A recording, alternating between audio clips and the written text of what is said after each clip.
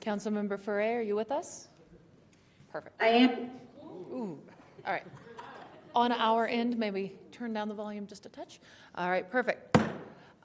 I hereby call to order the City Council meeting for the date of April 15th, 2024. Welcome, everybody. It's nice to see a full house. Ms. Rush, if you will do the roll. Oh, sorry, my apologies. Councilmember Davis, if you will do the moment of reflection and Pledge of Allegiance. Yes, thank you, Mayor. So if everyone will take a few moments for reflection with me, thank you.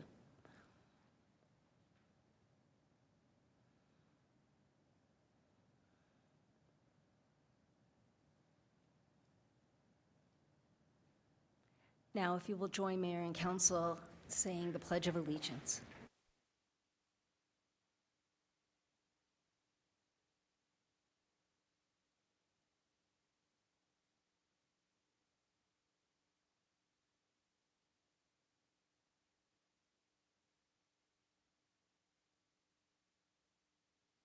Thank you. Now, Ms. Rush, if you'll do the roll call. Mayor Simpson? Here. Mayor Pro Tem Mormon? Here. Councilmember Ambrose? Here. Councilmember Davis? Here. Councilmember Ferrer? Here. Councilmember Pfeiffer? Here. Councilmember Marriott? Here. Thank you. Next, I will move for the approval of the minutes of April 1st, 2024. Are there any corrections or edits by the council? Seeing none, those stand approved. And now we have recognitions and communications. First, I would like to call upon Councilmember Davis for our proclamation for the National Preservation Month. Oh, Ms. Rush, do we have the proclamation? Oh, Councilmember Ambrose has it. Well, interesting. Councilmember Ferrer was originally slated for this evening, hence why it was on this side of the dais. Thank you, Mayor. Thank you, Councilmember Ambrose. It's a proclamation. Whereas the National Trust for Historic Preservation declared the month of May as National Preservation Month, and whereas Arvada is a community rich in history, both physical assets and events that have shaped our lives today, and whereas preserving the history informs the community about our foundation, enriching current and future residents, and whereas the City of Arvada is committed to preserving our history as documented in official plans and ordinance. Now, therefore, be it proclaimed by the Mayor and the City Council of the City of Arvada, Colorado, that May 2024 be designated National Preservation Month to acknowledge the importance of preserving our historic legacy, and we encourage all Arvada citizens to learn about our historic legacy. Is there someone Thank here you. to... Is somebody here to accept this proclamation? Yes, I would like to bring up Judith Denham and the Arvada Historical Society. Thank you, Mayor and council members. These are some of our board members are here tonight. Preservation of our historic resources tells us our story and creates valuable record of previous generations. Historic preservation can be a powerful economic engineer for our community. Significant examples of this are the preservation of the iconic water tower and the decision to exclude Old Town from the urban renewal area. The water tower, as an example, the water tower continues to be part of a brand of many of our organizations and businesses. And Old Town is a strong reminder of how preservation influences economic development decisions. The Society is very honored to carry this proclamation for Arvada. Thank you so much for all of you. Councilmember Ambrose, did you want to say something? Yes, I just really wanted to appreciate the Arvada Historical Society. Seeing our Old Town Arvada, the water tower, and especially all the historic things have been preserved in my district have made me want to live in that part of Arvada, and it's because of all the work that you've done. I'm just couldn't be happier with all of you that you do and the city's collaboration with you, and I hope that we can keep on preserving and kind of making this, our economic vitality, something that a lot of other surrounding municipalities of Denver don't have is because of the work that you all did. So thank you so much for your work, and keep going. Thank you. We'll do a quick photo, everybody.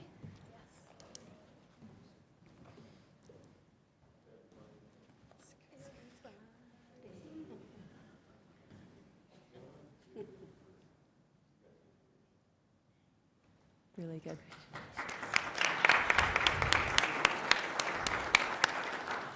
We intend to keep up our strong partnerships with the city and with our other partners in the city, and we welcome anyone to join us. Perfect.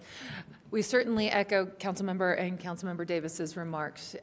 Everything you do is very appreciated, and it contributes mightily to our city, so thank you for all of your efforts. Next, I will call upon Mayor Pro Tem Moorman for the proclamation for World Tai Chi and Qigong Day. Thank you, Mayor. Again, it is my honor to present this proclamation today.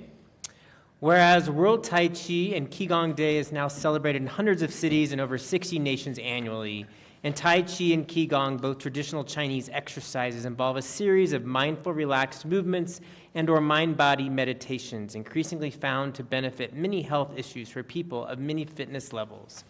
And whereas Tai Chi has been called medication in motion by Harvard Health publication for the myriad health benefits it offers, and numerous studies have pointed to the benefits of Tai Chi for stress relief, improved balance, and coordination. And whereas World Tai Chi and Qigong Day is meant to bring practitioners together and allow people to learn more about Tai Chi and Qigong through this day of celebration and practice taking place around the world at 10 a.m. in each and every time zone on April 27th, 2024. Now, therefore, be it proclaimed by the Mayor and City Council of the City of Arvada, Colorado, that April 27th, 2024 be designated World Tai Chi and Qigong Day, dated this 15th day of April 2024. And I understand we have Tom Fletcher here to receive the proclamation.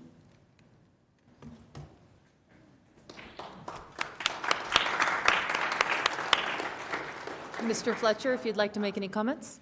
Yes, thank you very much. The last time we were here was about 6 years ago, and we got a proclamation. We were able to do a fan demonstration and scared the hell out of the cops. Didn't have that kind of time tonight, evidently, so we appreciate it very much. And a week from Saturday, we hope to see City Council over at Seacrest Gym. 9 o'clock we'll get started, and 10 o'clock we'll be doing it in our time zone as it progresses around the world. Thank you very much. We appreciate it. Very cool. Thank you.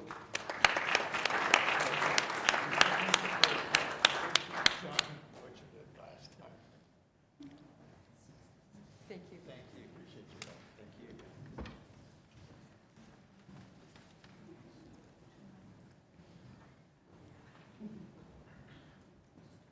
Excellent.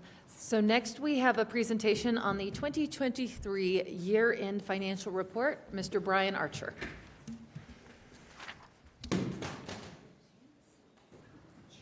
Nobody saw it. Thank you, Mayor and Council. Excited tonight to present to you our unaudited results from 2023. Hopefully you all received your book. And if you did not, it is available online. As we have a full agenda tonight, I'll make sure to move through these relatively quickly.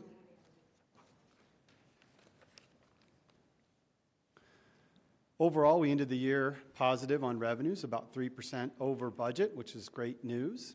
Operating expenditures did remain in line with budget. As we will hear here in just a minute at the general fund, we were down to 0.7% on an operating level, which is pretty tight. The team did a wonderful job recognizing and making sure that they did not go past their budget. CIP expenses are slowing down. They're still growing faster than what we have in our model, but we're not experiencing double-digit growth. And the new buzzword, are we going to have a soft landing? We will see. We'll talk a little bit more about that here in a minute. I did want to include a few items that you have seen before, and we will be having additional conversations about revenue moving forward. And so this slide is related to property tax and where your property taxes go. We've talked about this before. This slide is related to how the sales tax works and how we collect it here at the city. And we will review these more in depth in May. Lately, there's been a lot of talk about inflation, and I wanted to bring this chart to you. I'm not sure we've seen this before.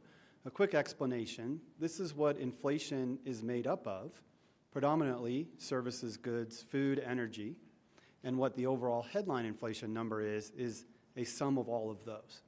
And so you can see over the past 2.5 years, it's varied on what has increased the most.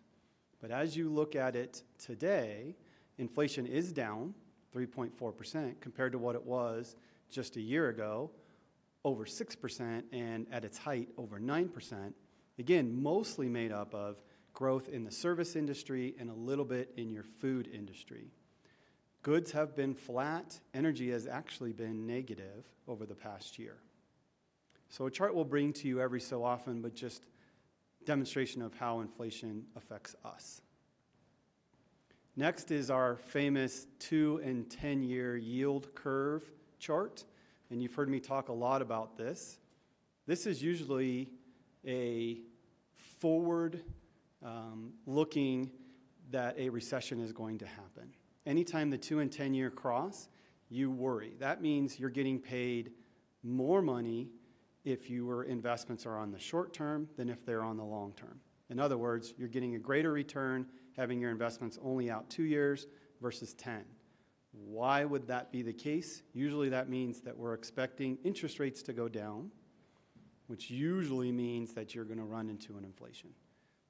It's been inverted since June of 2022. Like I said before, inversions usually mean we're going to go into a recession. That usually happens 18 months after.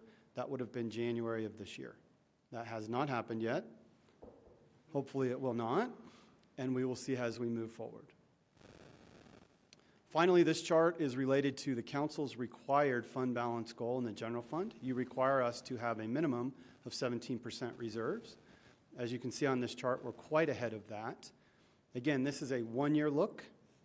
Your requirement to us is a 17% reserve in every year of our 10-year model. And so as that goes out, we use many of those reserves to keep operations at the level of service we expect. And at the end of 10 years, we are above that 17% goal. Jumping in depth to our general fund, we take a look at our revenues and our expenditures.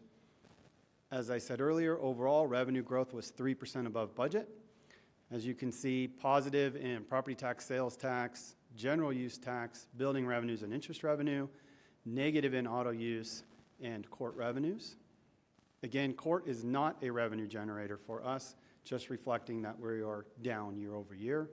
And on the personnel side, positive on our personnel expenditures and other expenditures. We put a monitor light on again because we were at 0.7% for the year. Diving a little bit deeper into sales tax, we had a 4% increase. Our budget was 3.5%, so we did a good job. Overall, you can see the categories that are positive and the ones that stand out on the negative side. One of the things, again, that's usually a precursor to a recession is the change from full-service restaurants to limited-service restaurants. And you will notice we did have a reduction in our full service and an increase in our limited service. Our public likes to continue to go out. They just look for cheaper options usually as money gets tight. And you will notice there are negative light on the liquor store. We used to joke that that was never in the negative here in Arvada. And we dug a little bit deeper into that. And the reason behind that is because the sale of liquor in grocery stores and in merchant warehouses is actually included up above. And so if you took those sales out, that number would be positive. A little bit more detail on the sales tax information. You can see these are total revenues for the past 3 years. Items in green exceeded budget. Items in red were below budget. And ultimately, it's nice to have your largest categories in the green. Any questions on this slide? I want to point out we continue to grow both in the e-service industry, electronic shopping and mail order, and our delivery, local messenger and local delivery. Those are our largest two categories that continue to grow very fast. As we spoke about before, people enjoy getting things delivered to their house. Same chart presented in a different format with a little bit more history. Again, you can see the growth in our e-services and our delivery. Overall, the largest areas of revenue for the city: supermarkets, groceries, merchant wholesaler. And reminder, Arvada does tax food. A couple of quick charts on auto use and building use. Auto use has been flat for the past 3 years.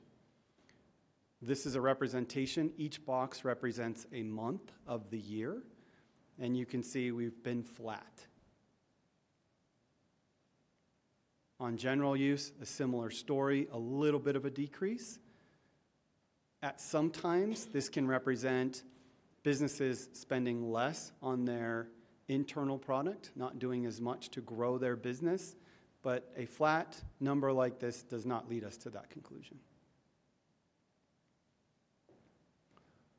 Take a look at all of our other funds, predominantly positive, which is a wonderful thing.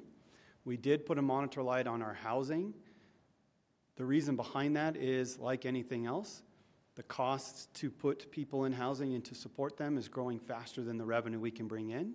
I do want to commend that group that they've been working very hard to take advantage of the grants and have received many of them and are keeping up the numbers that we're able to help. On the CIP side, we've already talked a little bit about the escalating costs. On the water side, we did put a monitor light on the revenues this year. We did have a somewhat wetter 2023, and so people did not use their sprinklers as much. And so our budgeted number is a little bit lower than we had expected. Not significantly, not something that we need to worry about, but we did just want to put a monitor light on it at the end of the year. You'll notice 3 monitor lights on the expenditures for water, wastewater, and stormwater. We've heard a few presentations from our utilities group. Again, this is around their CIP, not around their operating, and they're just trying to keep those costs under wrap. And they're doing a great job, but we just put a monitor light on it. Golf had a wonderful year, as you will read about it in the book. Rounds were up almost 11%. Revenues were up just short of 20%. People are really enjoying those amenities, both at Lake Arbor and at Westwoods. Solid waste, again, doing a really good job on that program. We heard a presentation last week. We'll hear another one coming up. Monitor light solely on some of the expenditures that we're seeing that are a little bit more than we had expected when we had initially put the program together. And we'll circle back and discuss this with you, I think, on May the 13th. And then finally, we went ahead and put a monitor light on the expenditures and risk and a warning light on the year to date. We did have some larger claims. Council is aware of those that we've paid out. We feel like the majority of those are behind us and we'll move forward in 2024. This fund is in very good shape, but just reflecting what happened during the year. Quick look at our investments. You hear a lot about short-term interest rates. We're starting to be able to capture that return in our investments. If you look at the chart on my left, you will notice that our difference between 23 and 22, our return went up almost 104 basis points on the city side, 187 basis points or 1.87% of our managed portfolio, and overall a significant increase. So we are now able to, as our investments roll off at the lower rates, we're able to take advantage of the higher rates in this period. We will see this number to continue to grow throughout 2024 and probably into 2025. And then depending on what happens with short-term rates, this may come back down again. We are able to take these dollars and put them right back in. A big chunk of these are in the capital world, and so we're able to offset some of those increases on our capital projects with some investment dollars. One of the items council asked us to bring to them at every quarter was any of the investments that fell below our required AA. If you remember, City Council a couple years ago allowed our investment plan to go into investments that had at least an A rating. As you will see, these are the ones that are on the list. Many of these should look familiar. They are anywhere from a 1 to 3 year term, and so they'll be repetitive to you, but all very large companies that just have a little bit lower of a grade. Our final item tonight is related to our grants summary that council asked for. You will see that we had a very active year, applied for a little over $17.8 million worth of grants. Fortunately, we were awarded about $4.6 million. If you take that total, that's about 26%. But I do want to reflect that one of the ones that we were declined for was $10 million. If you remove that and then redo the calculation, our award rate was over 56%. We're pretty happy with that, and we will continue to push very hard in this arena. We will update 2024's with the next quarterly report. The next few slides just list every single one of those grants for your review. Won't spend any time on that. Any questions? Councilmember Ambrose. Thank you for your presentation. I just am I'm thrilled about the department and how great you all do.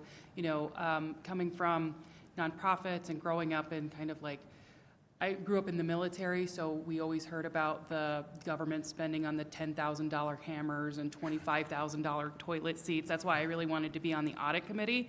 And I'm just so impressed about how you all have these 10-year projections. I know it's really hard with all of the policies we have, and I'm really appreciative of it. And I also want to highlight one city employee in particular who managed to save the municipality tens of thousands of dollars, which is our own Kristen Rush. She noticed that the Jefferson County tax bill, and she won't let us do anything else. I wanted to give her a government glut buster award, and she was like, absolutely not, but I'm going to mention it anyway.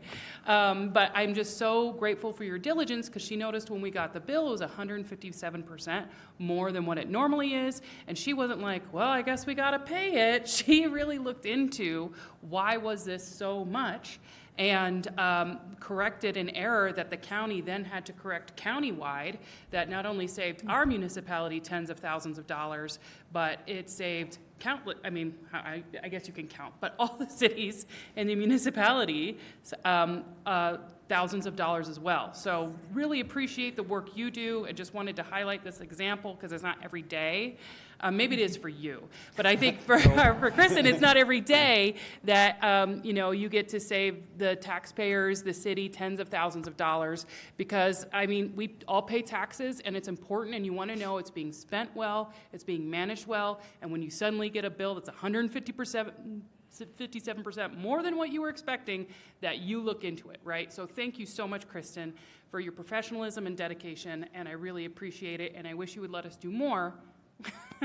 And for everybody else, I really appreciate, all the times you do, especially your department, Brian, of making sure that we are on track and spending well and have a good, forecast for our financial healthiness and resiliency. Thank you very much. Absolutely. I will echo Councilmember Ambrose's comments. Well done, Ms. Rush. I know not only the city of Arvada, but all the cities across Jefferson County are grateful. So thank you for your due diligence, because you caught something no one else did, and that is quite the achievement. And Mr. Archer, for 40 some odd years in a row, your department has achieved the highest award in the land for fiscal responsibility and accountability. Yeah, 40 years, yes. Well done. Yeah, You make us very proud. Thank you for making it easy, and for being so exceptional, and your entire department for being so exceptional. Thank you so much. Appreciate it. All right. I see no more lights. Okay. With that, I will open public comment on issues not scheduled on our agenda this evening. For everyone's reference, this period of public comment is your opportunity to talk to City Council about issues that are not on tonight's agenda. We always ask that you keep your comments civil. Keep them please directed at us, not at other members of the audience or people maybe watching at home. And with that, and when you come up, please state your full name and address for the record. Ms. Denham, are you good? You're good? I see you signed up for public comment, but you you're good. All right, thank you so much. So she got to go earlier. So we will mark that done. And next I will call up Ryan Bunker.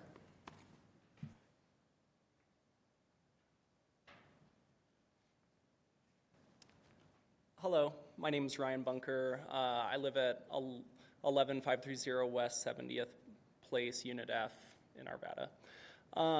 I just wanted to talk about the Davis Lane sewer line replacement project. There's a fair bit of people that live in my neighborhood that are opposed to the permanent removal of the tennis courts. I support pretty much 90% of the project. Just really disappointed to see the permanent removal of the tennis courts. Do want to say thank you to all the people I've talked to on the other end of the spectrum who've been very kind, courteous, knowledgeable of explaining the reasons why. But I just want to say, as someone who actually lives in that neighborhood, it certainly feels like there's no place or voice to be able to, speak for ourselves. It certainly feels like people from outside of our neighborhood are making decisions within our neighborhood. We were thinking about looking at or petitioning or getting signatures to petition that permanent removal. Myself and others have decided that that'd be essentially a waste of time because we support the rest of the project. So just want to let you know, it really feels like we don't have a voice. I did go to the community meeting and interacted with other people, talked about why. It sounds like maybe there's not enough room. I do want to say that there's a pretty large field. And granted, we did talk about this at that meeting. So just want to let you know, it really feels like we don't have a voice to stand up for our community. Definitely looked at possibly staking more of a voice, but also want to say thank you. In this world we live in, when people are on different sides of the spectrum, it has been refreshing to be able to have level-headed conversations with folks to really talk about the reasons why. And I would like to just ask people to reconsider that permanent removal. Thank you. Thank you very kindly. Mr. Dan Bradley.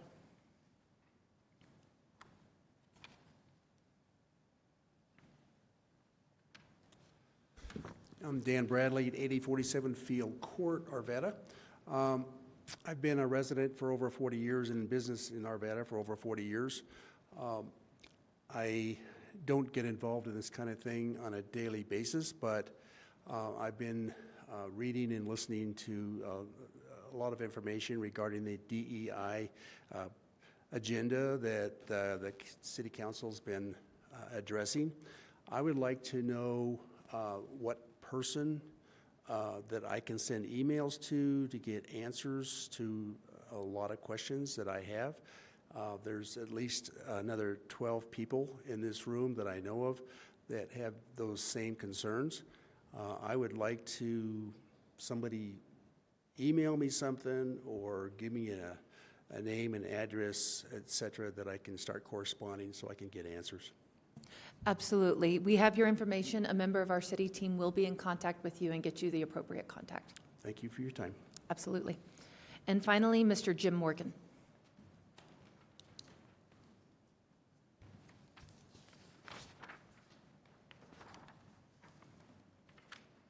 Good evening. My name is James Morgan. My address is 7551 Oak Street here in Arvada. I'd like to address the March 18 update that was given on the NLC meeting where the Arvada team had the opportunity to meet with such notables as Senator Hickenlooper. Based on the update I heard, it is clear a number of inaccuracies in information were presented to the team. I would like to clarify a few of those inaccuracies. Number one, the tragedy of the ship the St. Louis. 971 Jewish children were not on board that ship. There were 937 men, women, and children, almost all of them Jewish, on board. They were denied entry to the U.S. and also Canada, but that was after they were refused entry to their destination country of Cuba. It should be noted, upon return to France, 4 European nations accepted those refugees. Tragically, 254 of the St. Louis passengers were murdered in the Holocaust. Not 971, not all children. 2, The claim that most people, and I presume most people means illegal aliens, are here legally. The claim that illegal aliens are now somehow suddenly legal is foreign to me.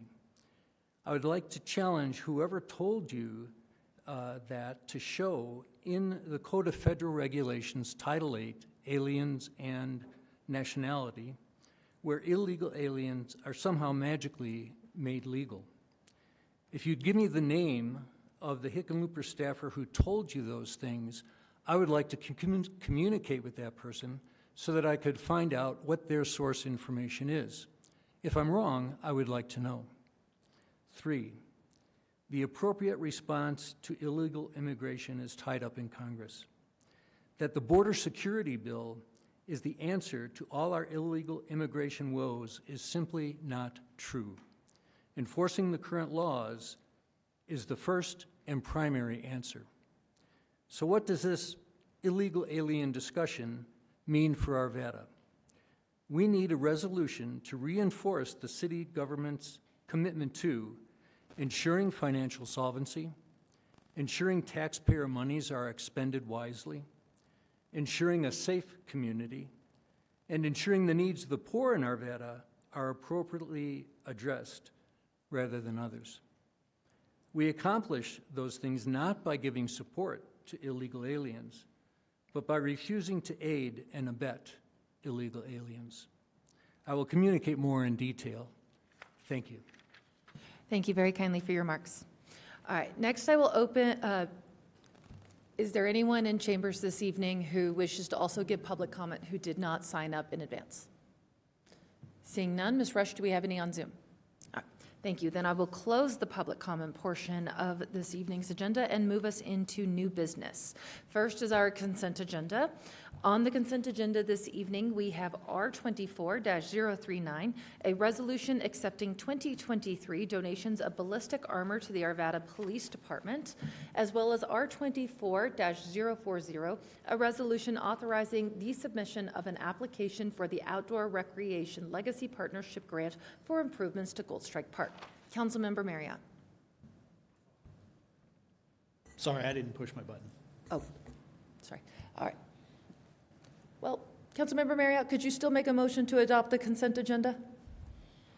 Since there are no other lights. Sure. Thank you. I'll move that resolution R24-039 and R24-040 be approved. All the council will cast their votes. Councilmember Foray, how do you vote? Yes. All right. That passes 7-0. Thank you. All right, next we will open our resolutions portion of this evening, beginning with R24-041, a resolution authorizing the Jeffco Open Space Trails Partnership Program Grant Agreement, and turn it over to presenter Dr. Anessa Janes. Thank you, Mayor. The City of Arvada applied for a Jeffco Open Space Trails Partnership Program grant for a project that extends the Colorado Front Range Trail from the existing regional Ralston Creek Trail north to West 82nd Avenue. The project includes the design and construction of the described trail segment over the next 2 years. The Jefferson County Board of Commissioners awarded a $2.4 million grant to assist in the completion of the project. Initiated by the Colorado Parks and Wildlife in 2003, the Colorado Front Range Trail is a multi-purpose trail that will extend from Wyoming to New Mexico, connecting more than 875 miles of trail and over 5 million people along the Front Range to the natural and cultural features of the Colorado landscape. Locally, completion of the Colorado Front Range Trail supports goals outlined in Arvada's 2016 Parks, Trails, and Open Space Master Plan. The new segment of trail will meet the growing demand for increased access to open space and trails, creating connections closer to home for Arvadans, and improving connectivity within and across Arvada, as well as the larger regional trail system as a whole. The Arvada team recommends that the City Council approve R24-041, a resolution authorizing the Jeffco Open Space Trails Partnership Program Grant Agreement. Thank you. Are there any questions, or if not, I will accept a motion from council? I can make the motion. Councilmember Foray, thank you. Awesome. Sorry, I don't have a hand raise or a button here, so. I appreciate. Go right on in and just jump in. All right, I move that R24-041, a resolution authorizing the Jeffco Open Space Trails Partnership Program grant agreement be approved. Perfect. And Councilmember Foray, how do you vote? Yes. All right, thank you. All other votes have been cast. That passes 7-0. Excellent. Next, I will open R24-042, a resolution authorizing an intergovernmental agreement between the City of Arvada, City of Aurora, City of Brighton, City of Commerce City, City of Federal Heights, City of North Glen, City of Westminster, and the County of Adams to provide engineering services to conduct the Adams County Comprehensive Safety Action Plan study. And this is presenter John Ferruzzi. Good evening. The Adams County Comprehensive Safety Action Plan is an Adams County-led project. Adams County received grant funding to develop a plan that would ultimately assist the county and its participating jurisdictions to become eligible for Safer Streets for All infrastructure funding. The City of Arvada will be participating in the planning process and providing a portion of the local match for the grant funding.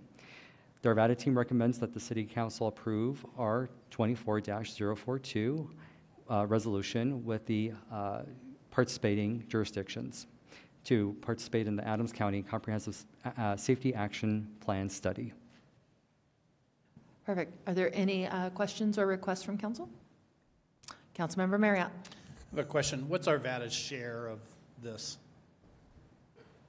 Yes, it's 40,000, which is 2.4%. So our share is 40,000? 48,000? 48,000. Yes, that's correct. Yeah, I didn't understand you. And then what's the source of our money for this? It's one of our CIP accounts where we receive a transportation fee from Adams County that we're using towards this grant in Adams County. And this grant will do what? It's intended to provide a study and analysis of the safety conditions in the Adams County portion of the city, and it will coordinate that with our transportation system plan. Okay, thank you. Mr. Ferruzzi, is this safety condition specifically related to traffic and infrastructure, or is it more comprehensive in terms of accounting for crime, natural disaster, and things of that nature? It's mostly related to transportation infrastructure and some of the social aspects related to that. So educational type things for area parks, schools, that kind of RTD station, and those kinds of things. Thank you. I will accept a motion from council. Councilmember Davis. Thank you, Mayor.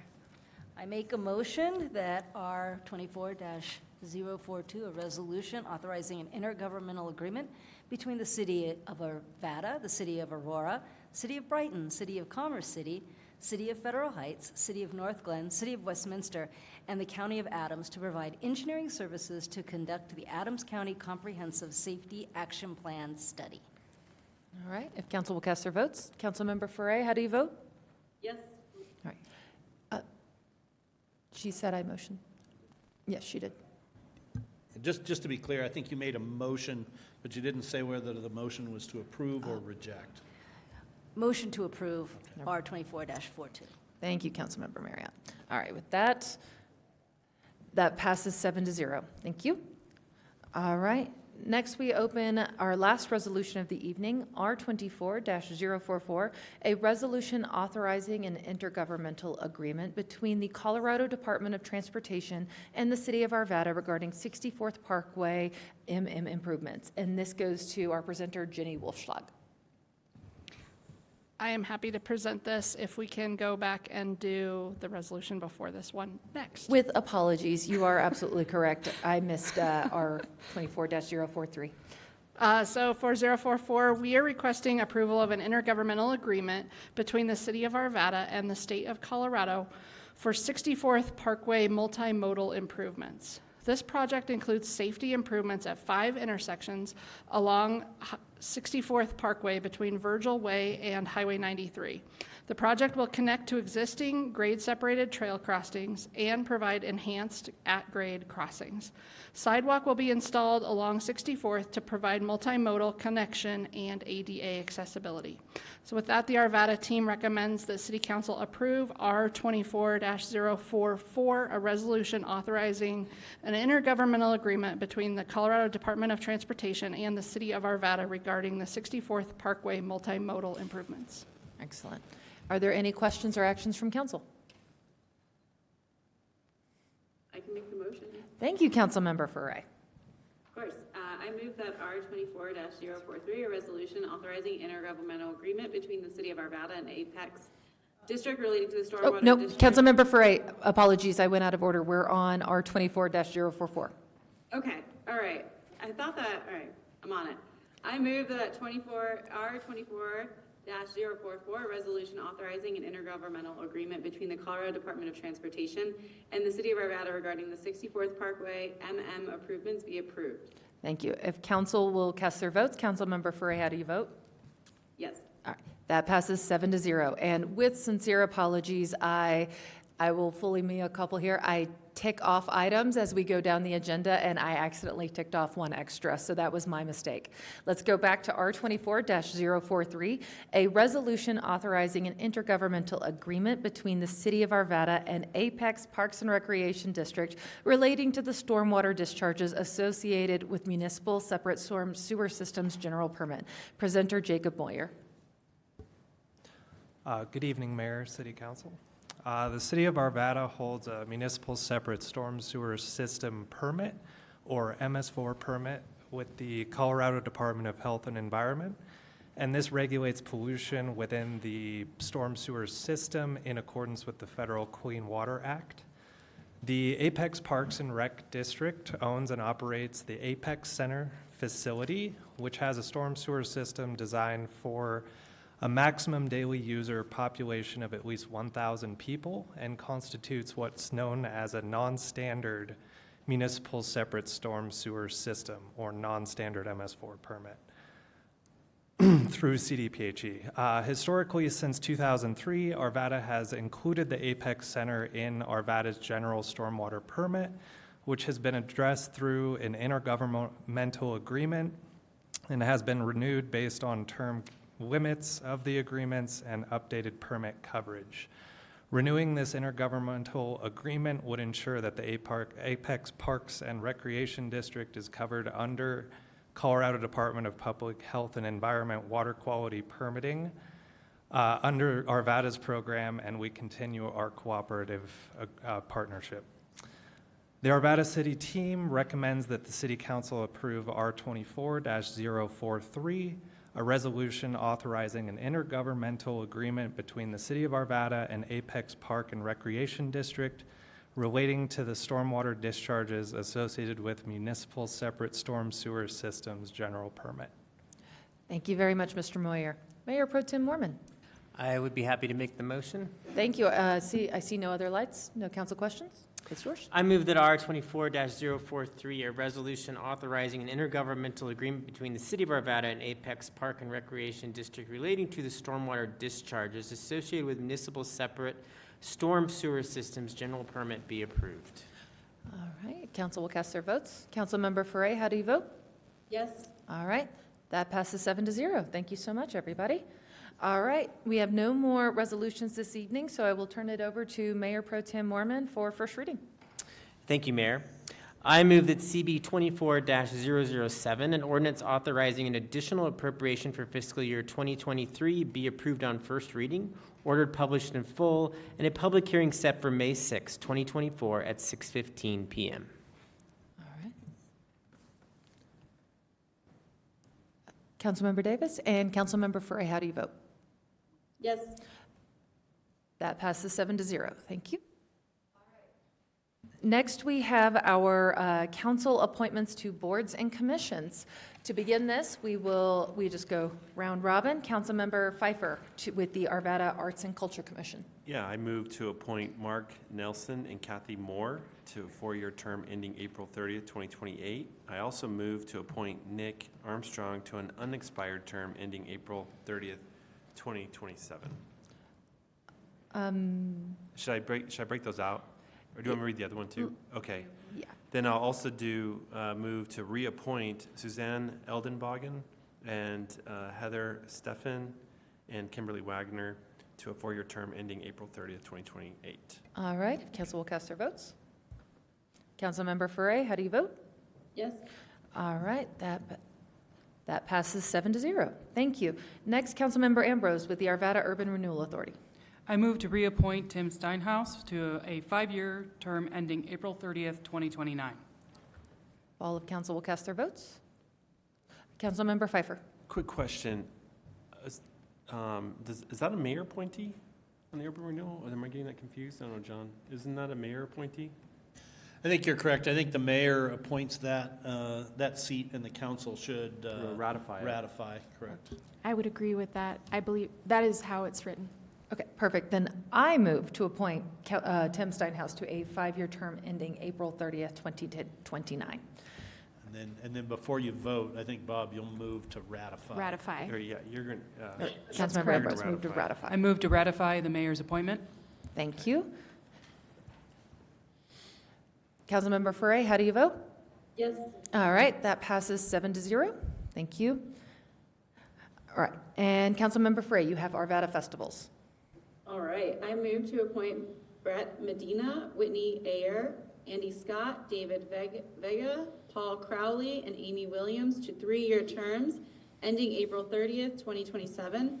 I move to appoint Corey Randall, Sierra Wright, Ashley Pittman, and Matthew Brogdon to unexpired terms ending April 30th, 2025.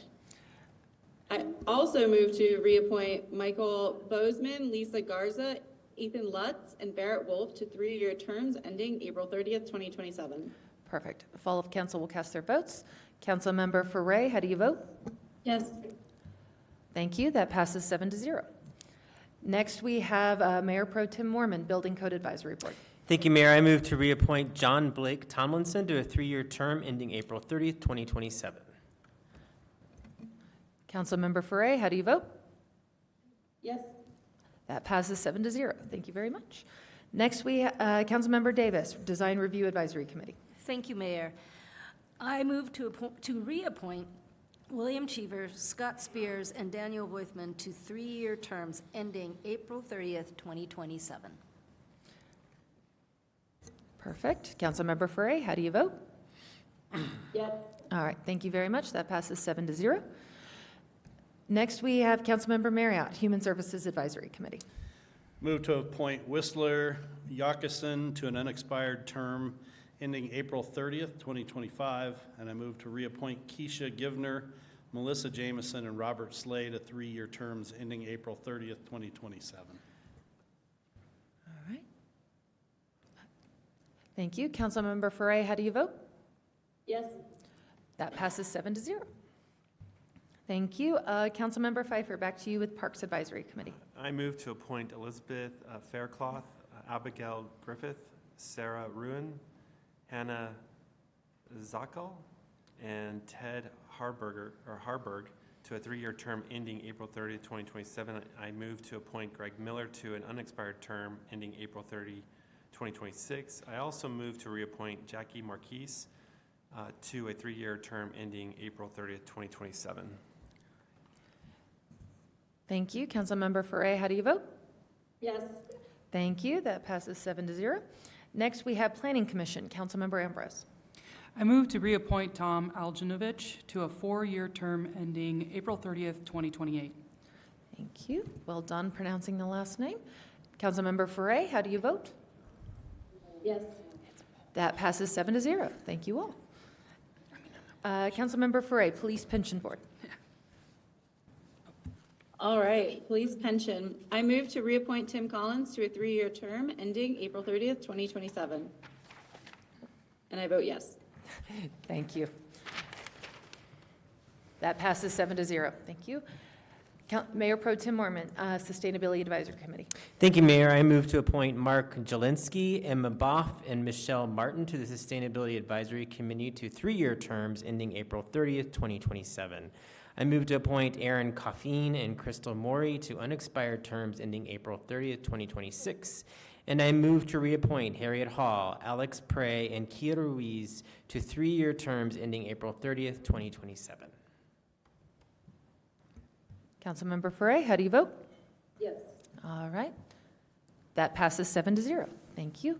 And finally, Councilmember Davis with Transportation Committee. Thank you, Mayor. I move to reappoint Jim Arndt, Yadwiga Brown, and Jesse Dubin to 3-year terms ending April 30th, 2027. Councilmember Foray, one last time. Yes. Thank you so much. That passes 7-0. Appreciate everyone who volunteers and serves on our many boards and commissions and committees. It is extremely important, and we thank you for your service. All right, next I will open the public hearings portions of this night's agenda. We'll begin with CB 24-005, an ordinance authorizing an additional appropriation for fiscal year 2024. Presenter, Director of Finance, Brian Archer. Welcome back, Mr. Archer. Thank you. You didn't realize it was finance night up here. So thank you, Council, for the opportunity to present to you our first budget ordinance of 2024. As Council knows, the only way to affect the appropriation is to go through an ordinance and to have a public hearing. So this is the first time this year that we are asking you to amend the budget that you approved in October of last year. There are 3 items that we're asking you to take a look at tonight. One is what we like to call our carryover items. These are items, projects, maybe equipment, vehicles, certainly capital that were not complete in 2023, and we're asking you to carry over the budget into 2024 so we can complete those items. The second, each year when we do our budget, we prepare items that we don't have enough money for. At the end of the year, if we have additional funds, what we call one-time funds, either budget, revenues above budget, or expenditures below budget, we then take a look at that list and bring those to City Council for approval. The final are items that have changed between October and today that we would like to get Council's permission to move forward. Hopefully none of the 2024 items will come as a surprise because we've communicated these to you over the past few months. I know that's a lot of numbers. That is our carryover table, which shows our original budget, what we're requesting tonight for carryover, one-time, new request, and what the overall revised budget will look like. If we dive a little bit deeper on just the carryover, these are the carryover amounts for the individual funds. You will notice the largest amounts are in the general fund, water, wastewater, and stormwater. And again, computers shows up this time. We'll take a look at each one of those a little bit more on the next slide. With the general fund, you see it's $12 million. This is really made up of 2 main items, an $8 million cash flow loan, to the urban renewal to help them with some development. They were supposed to close on the project in 23. They will be closing this year. And so we're asking to carry those funds forward. This is a short-term loan that the urban renewal will be paying back to the city with interest. Was approved by City Council a couple of years ago. Second, we agreed to buy a piece of property in December. It did not close due to additional inspections, so we need to carry those dollars forward. That property was purchased this year, and so again, we're asking you to bring those dollars forward. You will notice approximately $460,000 for some studies that were in process. Those are listed above. And then $555,000 for operations. As we talked about just a few minutes ago, that's a very small number compared to the $126 million budget that's in the general fund. So asking for very small numbers. And then as we move down to the larger amount of our request, you will notice with all the other funds, there's a little bit more than $56 million related to capital projects. Those projects are listed to the right. This is a function of how you have to budget for our enterprise funds. So you will notice that these are all enterprise fund related projects. Some of the bond projects that were started in water and wastewater were not completed in 2023. Unfortunately, we have to carry forward whatever's left over in the budget and rebudget it, and we'll have to do that again next year until those projects are complete. So you'll notice that is a very large number, but that is what that's related to. As we move down the list, you'll notice our final ARPA funds will be spent in 2024, $142,000 left. We did order some vehicles and pieces of equipment that are back ordered anywhere from 9 months to 18 months. We've heard about that for a while. Again, we're trying to match up the budget to those expenditures. Finally, you'll notice a relatively large number, about $3.6 million in operations. That is combined with all of the various funds, with the majority of that being related to some of the IT projects we have going. So our phone system, our Workday implementation, and our purchases of new computers all started in 23. And again, we got to carry those dollars forward into 24. Perfect. Councilmember Marriott. Brian, I have a question for you about the streets maintenance carryover. So I see on the description, part of it was for some rumble strips or something that were were ordered but not received in 23, and so that makes sense. Part of it, about $300,000 of it, was for contracted and budgeted concrete work that wasn't done in time. So the question I have is that contract still to be fulfilled, or is that money just roll into a new contract for this year? So does the contractor have additional items to come and do to fulfill and finish that contract, or not? No. Yes, they need to come fulfill items that were not completed last year. Okay. We will talk about here in a minute about new money for 2024, but that one are ones that were not completed. Punch list items and items because of weather that they couldn't get to. Right. Okay, thank you. Sorry, Mayor, any other questions? I apologize. There are no other lights at this time. Next, if we move to our one-time detail, these are items that we had identified as needs but did not have funding for them during the 24 budget process. So we're bringing these to council for consideration. I do want to point out the number one item, Councilmember Marriott, related to street maintenance. That was a request from City Council a couple of years ago. That is 50% of our revenue that was above our budget. That was what was asked for. We went ahead and brought that forth. And so that's approximately $1.9 million that will be added to the street maintenance that they will then contract out in 2024. Councilmember Marriott. Let me just ask you a question of that, or maybe this is pointing something out and you can tell me if I'm right about this or not. But it appears to me our streets maintenance fund is $12 million or something like that. That's correct. Of that, we underspent by 4% or something like that this year. That now I'm glad to hear we're carrying that over and will spend that, not just having it go unspent. But in that world of streets maintenance, we've had pretty strong inflation the last 2, really 3 years. What's the inflation rate roughly in those types of activities? It's been quite large. I've heard anywhere from 10 to 15% on average. Right. Okay. So, given that, and of course here we've got some one-time funds that we're gonna put in there. But these, tell me if I'm correct about this. These one-time funds, it's one-time $1.9 million into the fund. It's not moving the allocation up $1.9 million. It's just one time putting some extra change in there. That's correct. Okay, and so it covers inflation for a year and a half, but it really hasn't. It really isn't moving anything forward. It's just kind of what we have available. That is correct. We're doing our best to stay even with much of this. Okay, so if there was a plan or a scheme to take this $1.9 million and add it to the streets maintenance fund and bring the base level of streets maintenance up from $12 million to $14 million, and then have it there forever, that would be a plan, though, where this surplus would continue on if we were to elect to make that as an expenditure. Correct. Okay, thank you. Thank you. You should notice some other items on here that should be very familiar.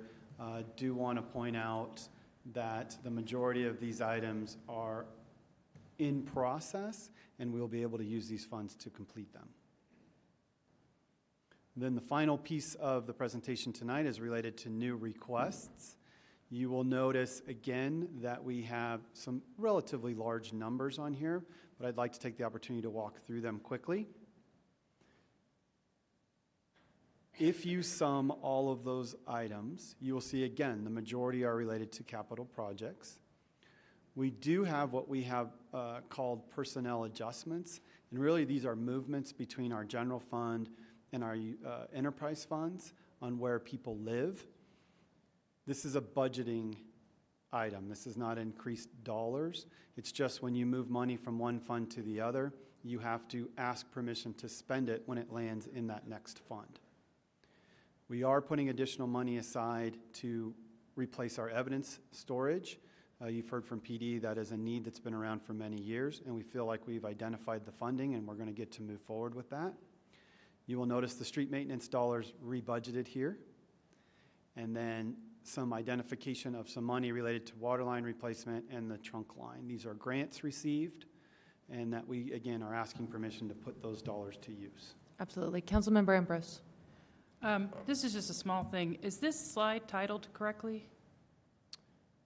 It is not. It Okay. should read 2020. I'm like, where is this money coming from? Nice catch. Okay. Thank you. All Yes, right, should so read it should be 2024 new request That is detail, correct. and then these are the Yeah, that the should funds? be, yes. Okay.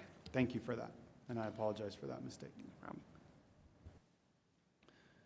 You will also notice that the Jefferson County Open Space Trail Grant that we heard about tonight, we are putting those dollars in, and the diving board related to the former Myers Pool, now Arvada Aquatic Center.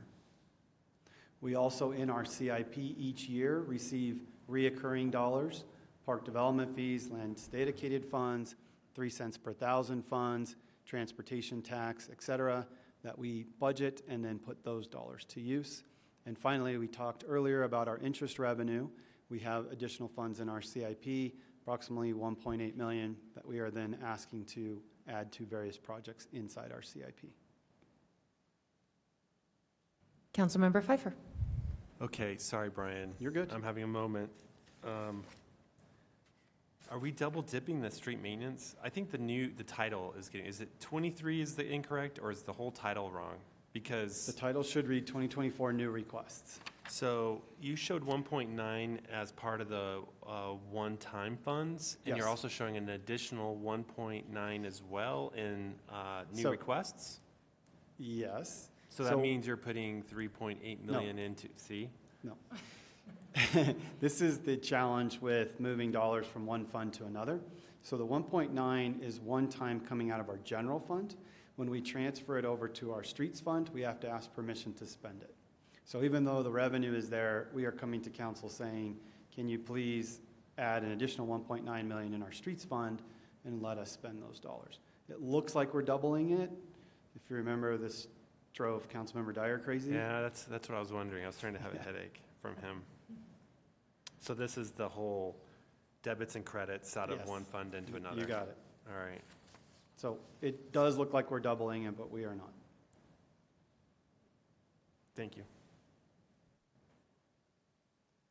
Councilmember Ambrose. And so so this is the details, which is different categories, but the previous slide is the funds that it's actually going into. Correct. But then this next slide is more It's just accumulating them in a different way. in different categories. Okay. Yes. And the additional details should be in your packet. If there's any individuals that you'd like to speak about, we certainly can. But it was just trying to sum it in another way. If there's something else you'd like to see, please let me know, and we'd be happy to do that. All right, thank you, Mr. Archer. The final slide is really to identify where the one-time funds came out of the general fund. This is something previous councils would like to see. And so you will notice on the revenue side, we exceeded our sales tax budget, we exceeded our building revenue budget, and when you add up all the other revenues, we exceeded their budgets as well, to the tune of about $3.8 million. Councilmember Marriott, that's where that 1.9 comes from, 50% of our revenues. On the expenditure side, you will see that we have a little over $13 million in savings. We are asking you tonight to carry forward $12 million of that. Those are the unfinished projects, And so that leaves ultimately only about $944,000 of expenditure savings, again, on a $126 million budget, not a lot. And so overall savings about $4.8 million. Again, we're asking you to put in $3.8 million for our one-time dollars, new budget requests of $73,000, leaving $855,000, which we will put back into our 10-year plan and bring those back to City Council this fall. Thank you. Councilmember Ambrose. When, on this slide where it says building revenues made more, is that things like people renting parks and what is building revenues? No, so those are building use tax and building permits throughout the city. And so when new construction comes in, or even if you put in a fence or you remodeled your bathroom, those are the revenues for that. Okay. Thank you. Councilmember Ambrose, are you doing back of the napkin math or? Okay, you're good? Okay, thank you. Please continue, Mr. Richards. That is my last slide, so if And- there's additional questions. I see no lights. Thank you so much. We appreciate it. Thank you. All right, now, if there are no other questions, is there public comment on this issue this evening? And none on Zoom? All right, then I will open it to council for either final questions, comments, or action. Councilmember Pfeiffer. I'll go ahead and make the motion if there's not any questions. I see no lights.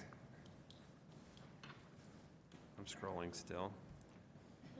I move that Council Bill 24-005, an ordinance authorizing additional appropriations for fiscal year 2024, be approved on final reading number 4871 and ordered published by title only. All right, Councilmember Marriott.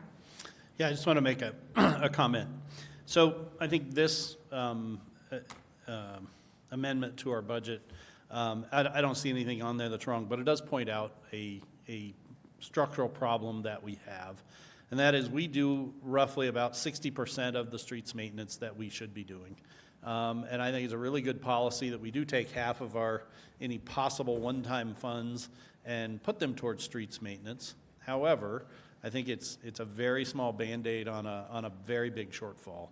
And this problem is going to continue until we reprioritize the spending of the city into this most needed core responsibility. And as long as the longer we neglect it, the worse it gets, and the farther behind we get, and the bigger hill it is to climb. And I think, we have, in my time on council, we've increased our streets maintenance spending by a bunch, but we tend to do that in steps. We increase it, and then it stays the same for 3 or 4 years. Meanwhile, as our finance director said, at times inflation in this line of work is significant.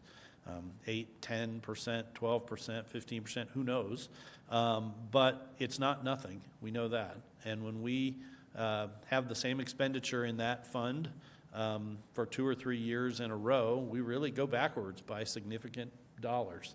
And I think it's important that at some point we take that on and that we do the right thing for our citizens and put in place a plan. We don't have to do it all at once, but at least put in place a plan that gets the city to adequate streets maintenance to protect our most valuable asset that we own.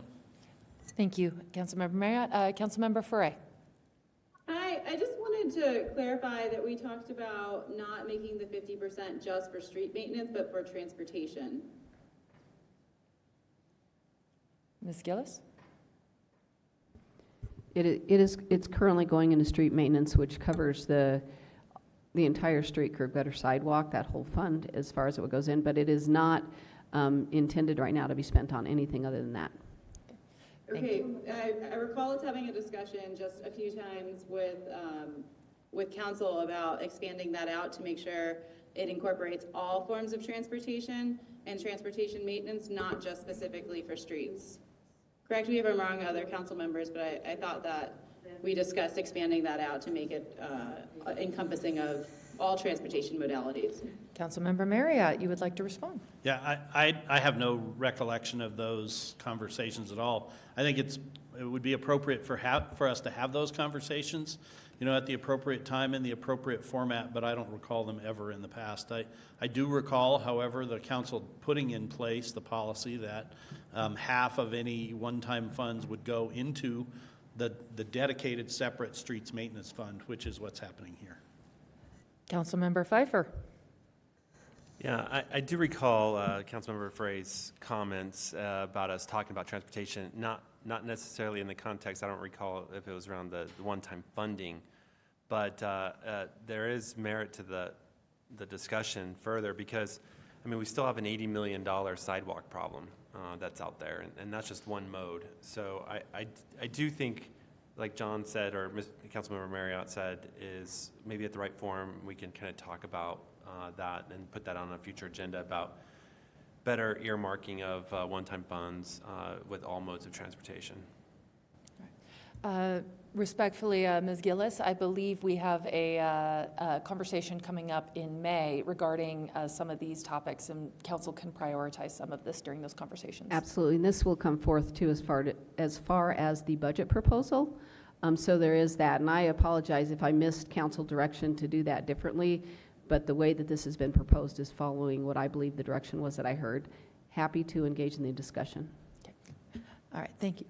All right, you sure, Councilmember Davis? All right, with that, Councilmember Foray, how do you vote? Yes. Thank you, that passes 7-0. All right, next I will open CB 24-006, an ordinance repealing and reenacting certain sections of Chapter 6 alcoholic beverages of the Arvada City Code, ordinance number 4872, and our presenter on this topic is Kylie Justice. Good evening, Council and Mayor. Today before you is a change to our current liquor licensing ordinance, which would change the way that it's structured from a 5-member citizen appointed board to a hearing officer. The hearing officer could be selected by the city clerk from any of the city's municipal relief judges or the municipal judge herself. The reason for this proposed change is to increase efficiency. Number one, it would allow staff to have these meetings during working hours, as well as to have the meetings virtually.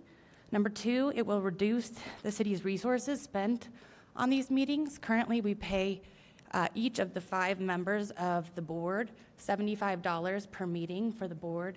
A hearing officer would just be $90 per hour. In addition to not having to pay staff overtime or compensation time for staying after hours. Third, and most importantly, the change would minimize legal risk that the city faces on these decisions. The decision of the Liquor Licensing Authority Board is a final decision, which is immediately appealable to the Jefferson County District Court. It does not ever go in front of council. So for that reason, having someone with a legally trained background who knows the narrow bounds in which these decisions need to be made would reduce the city's legal risk if a decision was ever appealed, and ensure that there's the proper record made using the proper legal analysis. In addition, the current Liquor Licensing Authority Board has been informed that this council is considering this tonight and is supportive of the change. Many of them have commented that it takes them longer to drive to the meetings than oftentimes the meetings take.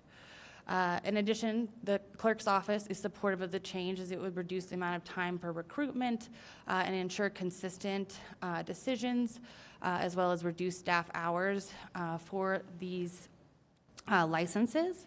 The liquor licensing investigator is supportive, as well as many other cities in the metro area have switched to this model. So for that reason, city staff supports the passing of Council Bill 24-006. I'm happy to take any questions council may have. Thank you. Ms. Morris, remind me, we do council questions and then public comment? Yes, we typically do council questions of the staff at this point, but you can also have public comment first, and sometimes that helps spark some council questions. So I would go ahead and allow public comment first. Okay, perfect. Thank you. Is there anyone in the public who would like to provide comment on this issue? None on Zoom. Okay, then I will open it to council questions. Councilmember Ambrose. If no one else has questions, I was going to move to approve. Please, I see no other lights. I move that CB 24-006, an ordinance repealing and reenacting certain sections of Chapter 6 alcoholic beverages of the Arvada City Code, be approved on final reading, numbered 4872, and ordered published by title only. Perfect. If council will cast their votes. Councilmember Pfeiffer. I just want to make a comment. I heard your justification. I know what you're trying to say, but maybe the way it came out, I would say the number one reason why we're doing this is to minimize our legal risk to the city, the expertise and so forth. I heard a lot of comments around saving time and hours and that kind of thing. Yeah, that's nice, but at the end of the day, I support this request based on the fact to reduce our risk from a legal perspective is the reason I'm supporting this, not for the other reasons. Thank you, Councilmember Pfeiffer. All right, Councilmember Foray, how do you vote? Yes. All right. That passes 7-0. Thank you so much. Okay, with that, I will close the public hearing portion of this evening's agenda and move us into our workshops. Tonight, we have a workshop from the Arvada Police Department on public safety.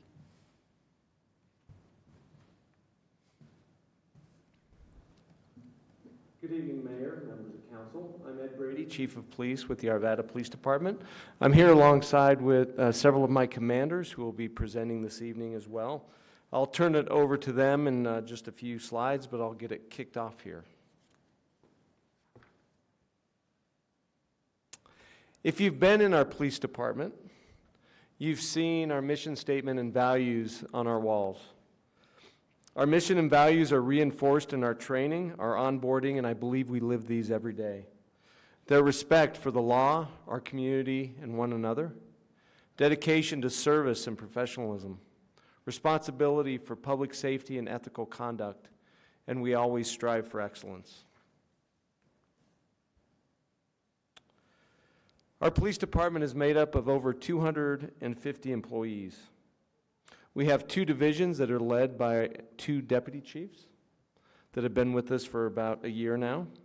We have 11 commanders over our different bureaus and units that go out and protect this community every day. We're a full-service police department. We have detectives, school resource officers, traffic officers, CSI, and other specialized units. We assist other agencies as well. We're part of the regional task forces, including Jefferson County Regional SWAT Team, our crime lab, and we're on several county-wide boards to include JeffCom, Ralston House, and Juvenile Services Planning Committee. Our professional staff keeps our organization running. We have records and evidence technicians, crime analysts, police service technicians that help our community, administrative and budget personnel. They do exceptional work. And as you know, we also have a sector policing model.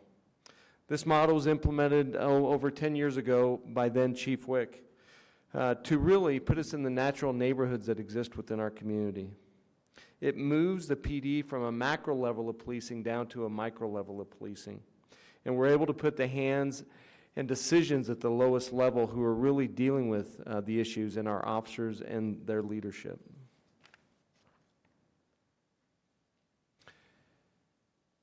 As I know you know, staffing is our #1 issue facing the police department. This graph here shows the number of retirements and resignations the police department has had since 2013. And you'll notice the blue bars that beginning in about 2021, there's been a significant number of resignations and retirements. I'll note that this coincided with the loss of our friend and colleague Gordon Beasley, and also around the national mood on policing and the George Floyd riots. This next slide depicts the number of applications that the police department has received to become police officers. Really beginning since 2017, there's been a steady decline in the number of applications that the police department has had. To increase applications, the police department has implemented several changes. To include, we lowered the degree requirement for lateral officers. We've targeted social media through geofencing. We've added a 3rd recruiter to our unit. We've sent younger officers to college recruiting fairs on overtime dollars. And we sent out an RFP for a marketing hiring consultant to try to increase the number of applications that we get. Hopefully, we'll have one on board here in the near future.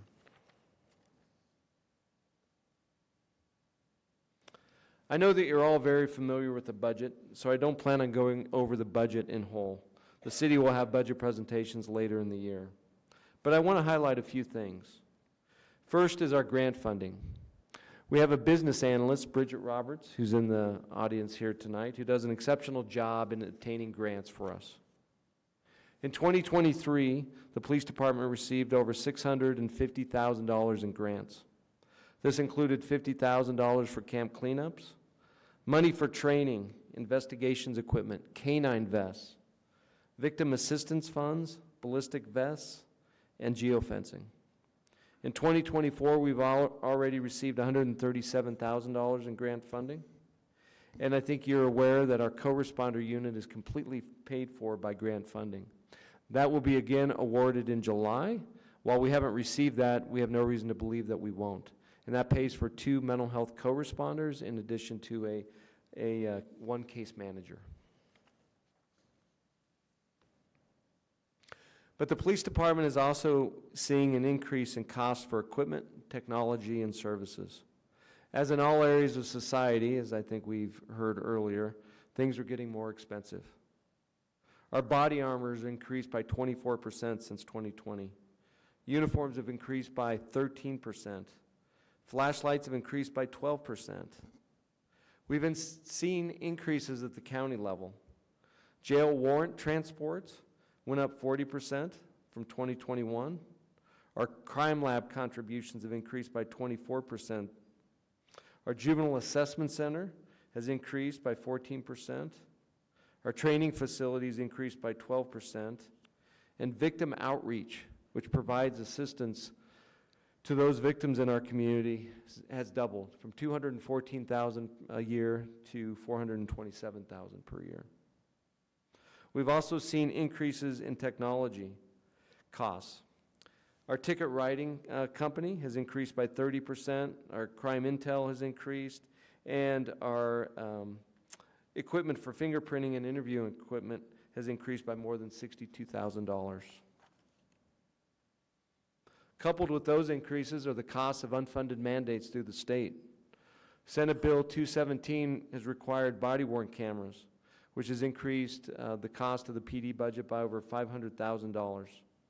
Additionally, 5 additional employees to help run that program, to include 2 digital record specialists, 2 digital media specialists, and 1 for the legal department. It's also increased our reporting requirements. With these mandates of the stop data, we've had to pay a 30% increase into our ticket writing company to track the appropriate data. So to summarize this slide, I would just say that I think we do an excellent job of obtaining grants, but the increases in cost of equipment, technology, and services, along with the unfunded mandates, are putting a strain on our budget. So from here, I'd like to hand it over to Commander Mike Touchton. In addition to being the tallest person in the room, Mike is also a tactics instructor and our SWAT team commander. He'll then hand it over to Commander Jason Ammon, who's one of our defensive instructors, but also one of our sector commanders who oversees Adams Sector and Charlie Sector. Quickly, Mr. Brady, I see Councilmember Ambrose has her light on. Yes, I just wanted to ask about the body cameras and other impacts that it's had on the police department besides funding. Like if we've been able to use some of the data to defend ourselves against spurious lawsuits or anything else. Well, I would say that before the body-worn cameras, I think people being officers might have been a little hesitant with these. But I think today they welcome it very much because it has shown the problems that they deal with on a daily basis. The irate people, the violence that occurs in our city, it helps with court and records and reporting.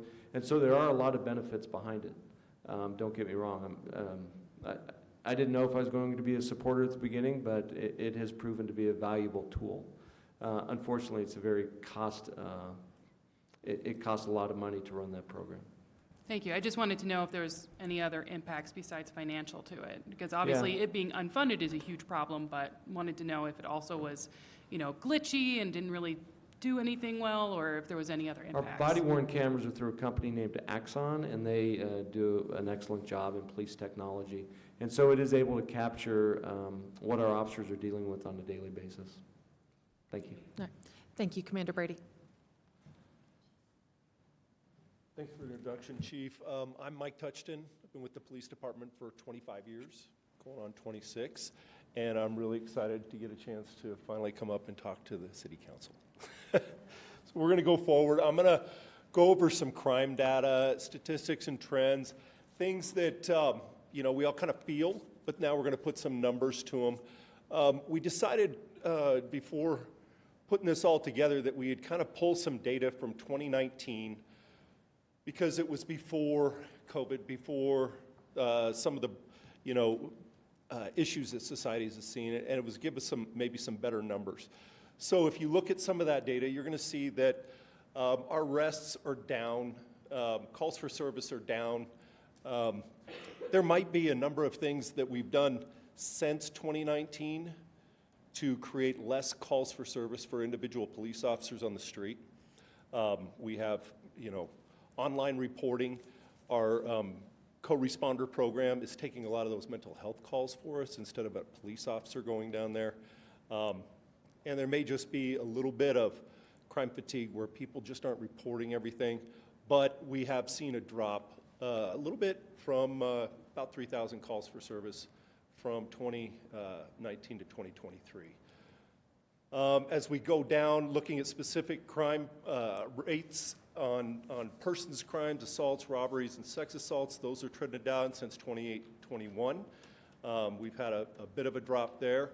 And then motor vehicle theft and burglary. I know that everybody's had a lot of complaints about what's going on with the theft of motor vehicles and catalytic converters and things like that. That's actually dropped a little bit recently.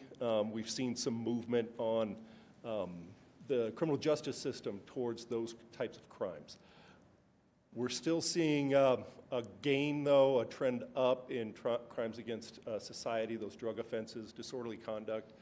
Some of the quality of life stuff that we're responding to because people are calling, they don't like to see it. If you're living in the four sectors that we work in every day, like Chief said, that decentralized model allows those officers to get in there and actually know their sectors much better. But Baker has about 43% of the overall calls for service in the city. Density, location, all those things tend to that. And then Adams sector is second, Charlie, and then Delta round it out. Thank you. Yes, ma'am. Councilmember Davis. Yes, ma'am. Thank you, Mayor. Thank you.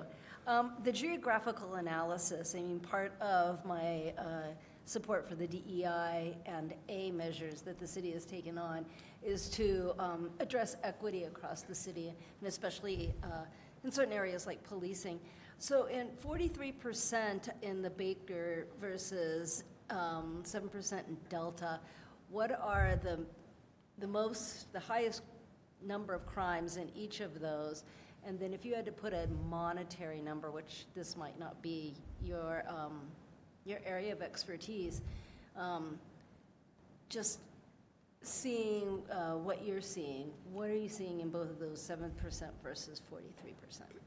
So as far as a breakdown of the types of crime that we're seeing or disorder, things like that, I would have to get back to you on that because it's going to be totally different. Much of the calls and things like that are traffic related.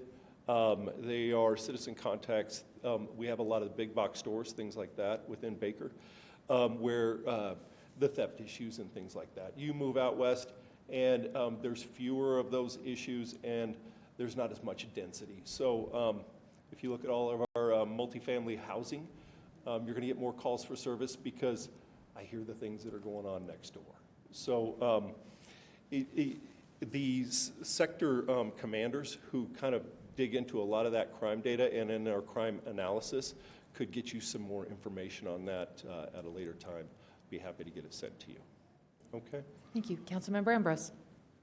Yeah, I was wondering, also on the geographical analysis, there isn't a map in here, so it's hard to know exactly. I mean, I kind of know the areas you're talking about. So that's one, if we could get that, like a map of the sectors after this presentation, that would be great. The other question I wanted to ask, or maybe you could get back to us on, is how those sectors are divided up, especially if there's a huge caseload in one sector, but it still has the same amount of officers responding as in a Delta sector, or maybe that's not exactly how it works. Just, you know, why the policing is not based on density then, if that's the primary reason why there's so many more incidents in one sector versus another. Well, there was a whole paper done regarding, you know, how we decentralized, why we decentralized when we did, and the benefits to the public and the citizens of Arvada, so that we could have those geographic locations for our stations. I will tell you that the officers that deploy out of those stations, they're the subject matter experts for their sectors, but they work everywhere. So, you know, those officers will float from sector to sector. They have sector responsibility, and we would expect them to answer those calls for service in their sector because of their proximity to those calls, so they get there faster. But they respond to calls throughout the city, so they'll come and take care of those. Does that help a little bit? We'll get you that map as well. Thank you. I'm going to go on to my next slide real quick, unless there's more questions. Nope. Okay, thank you. Going on to other calls for service that we wanted to highlight today were mental health calls for service. That's been a significant trend up since 2019. We had 600 calls back then. In 2023, at 789 calls for service. Those were police officer calls. Those aren't part of the data where our co-responder unit is taking calls for service. Our co-responder unit, and Commander Ammon will talk about that a little bit more, but fantastic unit. We've had some people in those positions for a few years now, holding down those positions. They built a strong following within the community, and they're getting anywhere from 100 to 140 referrals a month now. So it's taken a lot of those calls off of us. And for DUIs, in 2019, we made 414 DUI arrests, 405 in 2023. And so far, year-to-date, 89 DUI arrests. We have 2 fully assigned DUI officers who work a modified shift, kind of graves, kind of swings, and they're out there doing those DUI stops and processes. And there's a tablet down there that kind of shows you the breakdown of the individuals who are actually doing the DUIs. And it matches the kind of things that we're seeing across the metro area. Mm-hmm. For Arvada specific, you see the density map of where those DUI arrests are happening. All right. Thank you. Councilmember Davis. Just a point of clarification, and some of those are going to be around where the new In-N-Out burger is going?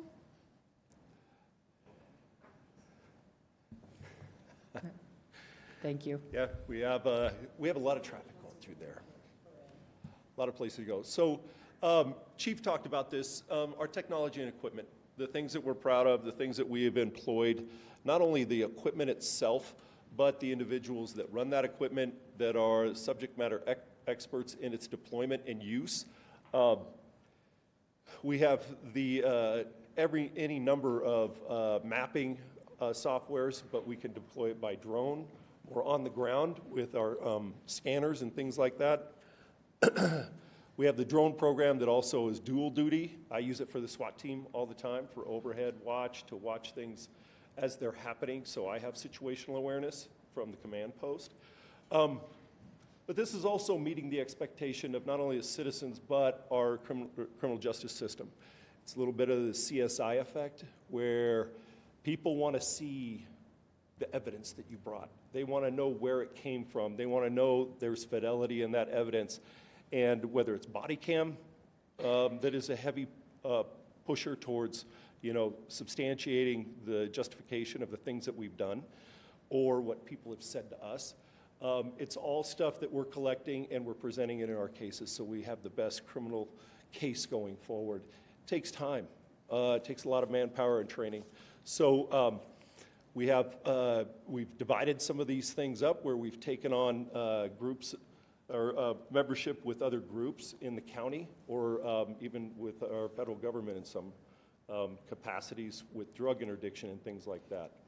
So once again, so that we can tell our story with pictures and movement, and it substantiates the things that we're saying. This is what happened, this is when it happened, and this is why. So that's all you have from me. If you have any questions on any of this equipment? I see or no anything additional else? lights. All right, Barry. thank you, Commander Ammon. All right.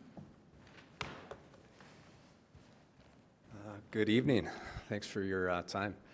Councilmember Ambrose, I'll answer your question. You had asked about a police map, a sector map. So I'm going to try to paint a picture for you because I don't have a map on the slides. But if you take kind of a cross-section of the city, start in the northeast part of Arvada, that's our A or Adams sector.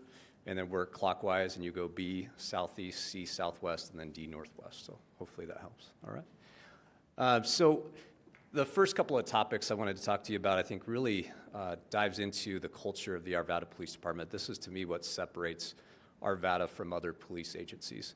Now, I'm going to start off with community engagement. A little bit of a personal twist. I'm an Arvada citizen, and I raise a family here. And Arvada is a great city. There's a lot of reasons why I call this home, but one of the reasons why is because over my 18 years as a police officer here, I have always felt the support from council, from our mayors, from city manager, and most importantly, our community members. And how has that support been created and sustained over the years? It is because of the quantity and quality of engagement that we have with our community. That's not the only reason, but one of them. So diving into this a little bit further, crime prevention. We start this off with our officers. When they go and respond to a call and contact a victim of a crime, we ask a lot of our officers. We ask them to go above and beyond in all forms of their work. And one of those ways is just to provide some crime prevention education to victims of crimes in hopes that we can reduce the chances of that person being a victim again. Some of you have been to my HOA and neighborhood meetings, and I always stress community collaboration and that we can't do our job without the community members. And there's a big focus on crime prevention when we talk about our pattern crimes, burglaries, motor vehicle thefts, and car break-ins. Beyond that, we have a team, our community response impact team, and they get to do a lot of the very cool, fun stuff associated with police work. But a big portion of what they do and how they continue to exist and be so successful is because of the amount of crime prevention and engagement that they do with the community. They go around to our different police stations and meet with community groups throughout the year to provide classes. They're free on crime prevention and crime trends. Beyond that, Commander Touchton is one of the top authorities in active shooter response, and they have made it a mission to not only provide active shooter response and preparedness training to all of our city members, to city departments, but they have also done so and do at a frequent basis with our churches, places of worship, our businesses, schools. They are out there all the time providing this education. So they do a tremendous job. Also, our self-defense classes. We had a little bit of a void during COVID. Last year, we decided to create our own self-defense class, and it's geared towards women in the community. They're titled Women's Awareness, Defense, and Empowerment courses. They are free classes. They've become so popular that we teach about one per month, and we have a very extensive wait list. They're very popular. But the whole goal with these classes is to provide some general awareness to the females, the women within our community, and then some fundamental skills, self-defense skills, to help them out should they have some type of encounter or a situation where they have to defend themselves. Great classes. They go through a lecture. They go into our mat room at our training facility, and they get to work on some self-defense techniques. And then we have one of our instructors come in with a big padded suit.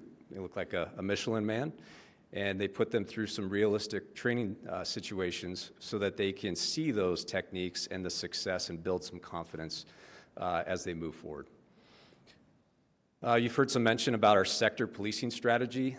There are some difficulties with decentralization, but the biggest benefit There's kind of two sides to this. Number one, with our officers, they become intimately familiar with the issues that are inherent within that particular sector.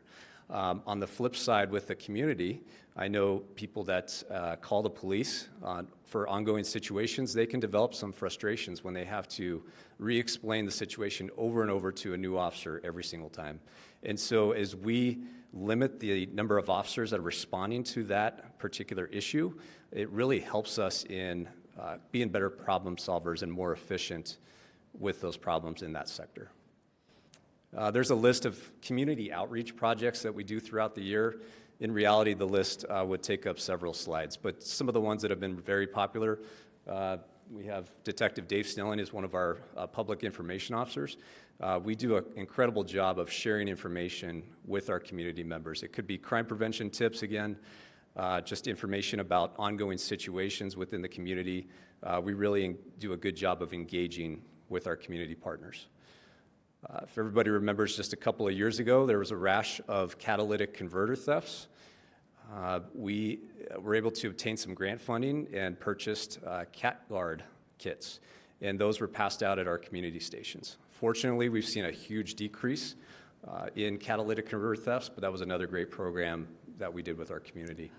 Quickly, is that program still available, or is it all used? It is still available, yes. Okay, wonderful, thank you. And how would the public go about inquiring about how to be a part of that program? They can go to any one of our police stations, and there's a sign at the front window. They can contact any of our police service technicians and obtain one of those kit guards. Excellent, thank Sure, you. no problem. Some of our other events that we do, several of these throughout the year, Coffee with the Cop. Most recently was at McDonald's at 80th and Wadsworth. We do a lot of local mom and pop coffee shops as well.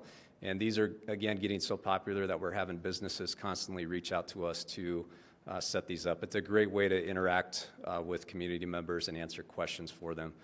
Last year, we ventured out to try and meet people at a different location and a different part of our population. So we did a Hops and Cops event out at Colorado Tap House. So that was done at night in a different setting and was very successful. National Night Out, that happens every year, the first Tuesday of every August. Historically, our CRIT team will obtain grant money to provide to different neighborhoods and multifamily properties, and they can use that grant money to purchase food and entertainment, stuff like that for their community. We then go out and bounce around at these different meetings and, again, engage with people and answer questions and just connect. Birthdays and lemonade stands, we do those just about every weekend. And then on to community partnerships.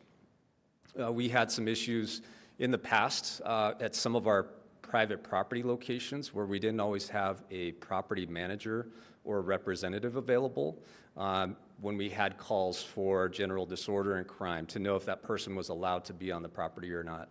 So we started a program, it's titled the Private Property Partnership Program, or as we term it, 4P. And essentially that person provides us with some authority to trespass individuals when they don't have that property manager or representative available. Crime-free multi-housing is another very successful program that we've been implementing for years. Again, run through our CRIT team, and then we have a volunteer that helps provide statistics on calls for service to our to our multi-family properties. This is another free program. We bring them in. We talk about crime prevention through environmental design. We go through some general crime prevention tips, and then we also bring in an attorney who specializes in landlord and tenant laws, which they find extremely valuable. At the end of the class, they are left with a crime-free lease addendum, and it's their choice if they want to adopt that into their rental agreements or borrow bits and pieces from it. But this partnership, what it does is the whole goal is for them to be able to attract and retain good tenants and get rid of the bad ones. A lot of times they have the same issues that we do with those problem tenants, and so we work hand in hand on getting them information about police calls for service and work in conjunction with them to, in effect, reduce crime at that complex. The second part, I think, that really drives into our culture is training and professional development. Again, something that really separates us from other police agencies. And I would note that this is Again, a big focus of our agency going forward, even with staffing issues, we're at about a 17% vacancy rate for sworn police officers. Outside of your initial certification as a police officer, which is right about 556 hours, I believe, the state of Colorado mandates 24 hours of ongoing training every year for a police officer to maintain their certification. 12 of those hours have to be in perishable skills, which includes arrest control, firearms, and driving. The other 12 are mandated by the chief of police or the executive officer. Just last year, we surpassed that threefold, so 72 hours of mandated training, and that was, I guess, a minimum for most officers. 30 of those hours were in perishable skills, 20 additional hours of training to include mental health, de-escalation, legal updates, first aid, building searches, use of Narcan, case filings, and so on. We will likely pass that number this year. Again, with those staffing challenges, we understand that training is part of our culture. Personal and individual growth and development is very important. It's very important for our agency to grow, and that also raises the bar for the profession. You've heard a little bit about mental health response, and de-escalation is a big focus in police work these days. Fortunately, we have been training on de-escalation for quite a while now. This year, we are taking that a little bit more extensively. Our co-responder team is going to be involved in providing, or has been currently, they are providing de-escalation training to the entire department. We are also going to expand our use of a training simulator that we have at our training facility. It's not quite a VR headset type situation, but there's a screen and a projector, a bunch of sensors that allows the officer to be presented with real life situations. It also responds to their dialogue and their commands and their orders, but there are situations that are more applicable to use of force and then others that rely on de-escalation. Another new training that we're going to be focusing on this year, this summer, involves foot pursuits. And you wouldn't think that a police officer would require much training in regards to foot pursuits. That's just chasing somebody on foot, right? Unfortunately, there have been a number of instances across the country over the years where officers have utilized improper or excessive force, or they have injured themselves, unfortunately, during the foot pursuit. So the goal of that training is to allow the officer to understand how their body and everything's going to change, and the physical demands within that foot pursuit. Decision making as to why I'm going to pursue somebody on foot, or maybe it's better to sit back and contain the situation, or maybe I just don't chase this person at all. We always stress, we have a operational decision making philosophy. We call it PI. It stands for Priorities, Intel, and Environment. And our officers are taught this in every single skills class that we have, to the point where other agencies are starting to take it on. And it's really a good guide for them when they are encountered with the situation to know what the appropriate decision should be, giving the facts, the circumstances, and the environment and the intel that they have for every situation. Going into mental health, our co-responders, again, provide, beyond the de-escalation training, they provide yearly training to all of our police officers.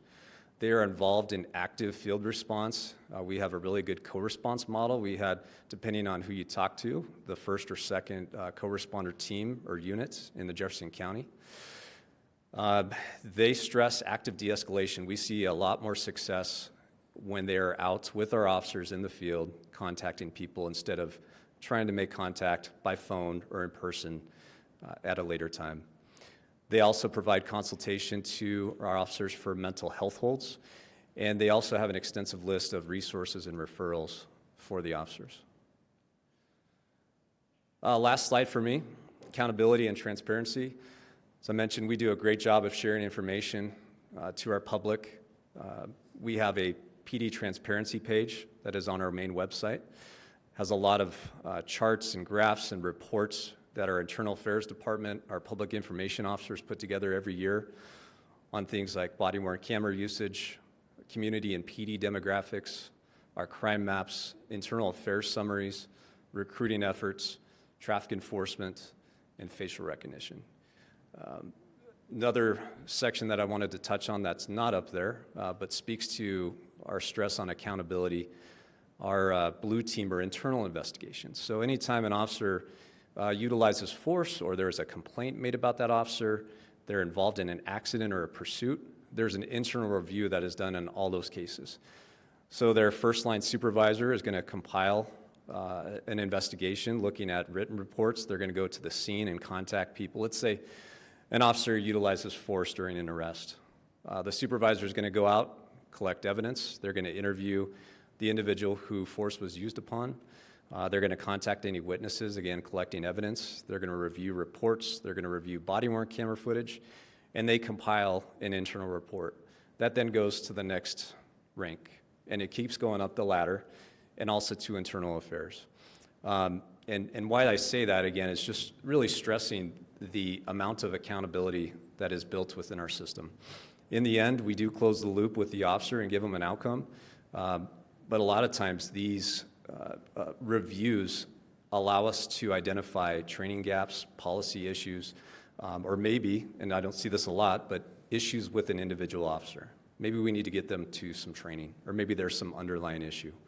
But we really do a good job of maintaining that accountability through our uses of force and complaints. So. Perfect. Councilmember Ambrose. Yeah, I'm curious about the facial recognition, how that helps with accountability and transparency. Like when I think of facial recognition, I think of the thing that unlocks my phone with my face. So I'm just wondering how that plays into policing. Yes, so we just implemented a bunch of changes. This was a very successful tool that we used for several years. There was some negative media attention, not with our agency, but across the country in regards to the use of facial recognition technology. We conducted some studies. We're involved in some of the legislative changes. Our public information officer, several other members of our department set up meetings, open meetings for the public to come in and make comments. We then instituted a very real conservative policy regarding the use of facial recognition. And so how officers use this is if they are called to take a report, let's say it's a shoplift or a high dollar theft incident at a retail store, and the incident was cold, it already occurred, and all they have is a photo of the individual checking out or bypassing the checkout stand or leaving the store, they can submit a photo into this facial recognition database, and then that provides them with potential matches. And so the officers always have to corroborate. We can't just take that identification at face value and say case closed. There's some corroboration that needs to happen. We also have asked for, I believe the term is, what was it, human review? Meaningful human review, thank you. And so we ask a second officer or their supervisor to now insert themselves into that investigation to make sure that that technology is being used in a proper way. Does that answer your question? Yeah, that's helpful, because one thing I do hear from constituents is like people are trying to record more about what's going on, and so they're disappointed when the footage they give to the police department it can't be used, but it sounds like this could be a way that if they gave footage to the police department, it could be used into this database system? Absolutely, yes. It all depends on the quality of the photo. COVID was a mess. Everybody was wearing masks, so it didn't really help us out too much, but that was the time when we weren't using facial recognition. Councilmember Davis. Thank you, Mayor. Thank you for this. I have taken advantage of Commander Ammons and had him come out and give us some public instruction in my neighborhood, which everyone was very delighted with. And we gave it on the big snow day, so it was pretty apropos. A couple of things I wanted Chief Brady to give your team some kudos. Emergency management. I think that what was the presentation that was provided to the folks in Northwest Arvada who are worried about fire evacuation plans. I think your commander stepped in immediately and talked about the incident command system and how APD talks to fire mutual aid agencies, and that there's a coordination. It's not just people running willy-nilly around until somebody passes out. It was such a wonderful and cohesive program that I think that should be a part of your presentation. It was marvelous, so thank you for that. And then the second point is, or inquiry is, how are we taking care of you? Policing can be very stressful. Policing can be, we think of you as machines rather than people, but you're folks who have to go home and pet your dogs and kiss your families. And policing can be very stressful. I'm just curious how we are taking care of you. I would say we are paid and benefited well. As I mentioned, the ongoing support over my 18 years, and a lot of times that's just verbal thank yous, coming to different police events. That's the support really that we need. Okay. And when different bills and legislative intentions come forth, just to make sure that there's dialogue with our higher-ups, our chief, our deputy chiefs, to really dive into those bills and make sure that they're not going to be cause too many issues for us.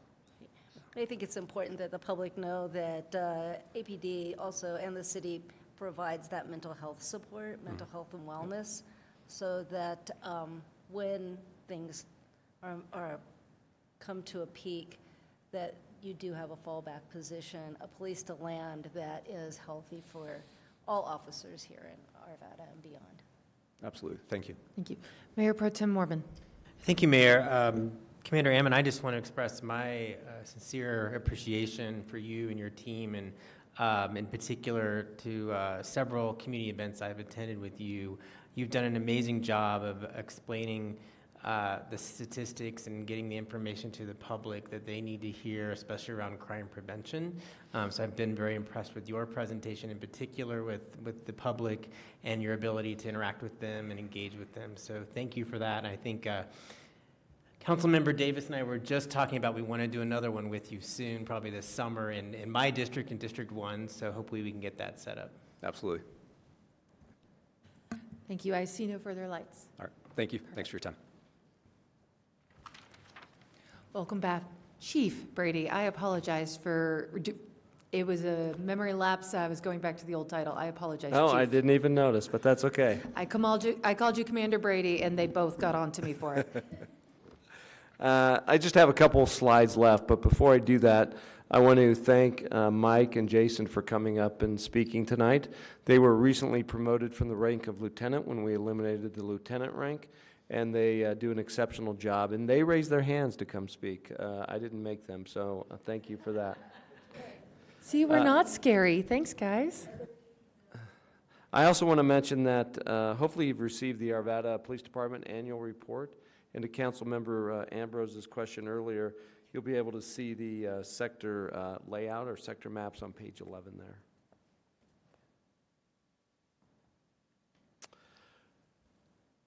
I want to touch upon briefly a few initiatives and challenges that we're facing. As you know, managing our workload short staff has been a challenge, and so we've looked for other ways to handle our workload. One of those ways is we took our sergeant over the neighborhood services, and I'm jumping slides. I'm going to talk about this. I don't think you have the slide. But it's a new civilian accident investigator. We've looked for a number of ways to manage our workload, and one of those was to move sworn officers to sworn positions doing sworn duties. So we took our sergeant that oversaw the neighborhood services and put that sergeant back on patrol, and we created a civilian neighborhood services manager. Additionally, we have implemented a civilian accident investigator program. It's been a challenge to find people for this position, but hopefully we will have 3 hired by the end of the month. We have 3 in backgrounds. And so I'm looking forward to get that program up and running to address the 1,000+ accidents that they can handle a year. I've touched bases on the marketing recruiting firm, but I also want to make another mention regarding our recruitment and retention of police officers. You know, recruiting is just one side of the coin. The other side is retention. And we have to keep the great officers that we have in this police department. And we did several things over the last year that has helped us show our employees how valuable they are and hopefully being able to retain them. Regarding our appearance standards, as you've noticed, we now have allowed beards and tattoos to be visible. And we've also provided load-bearing vests to help with the back issues that officers can experience by wearing. They wear much more than I do by wearing that belt. We also, as you saw earlier, implemented a retention bonus, a low staff retention pay that I think has gone a long way in showing the value, because our officers, you know, it's a challenge to a work-life balance, and they have to take more calls on the road when we're so low-staffed every day, and that can have an impact on a family and an officer as well. We just received a $22,000 grant for a wellness app that we can use with our peer support.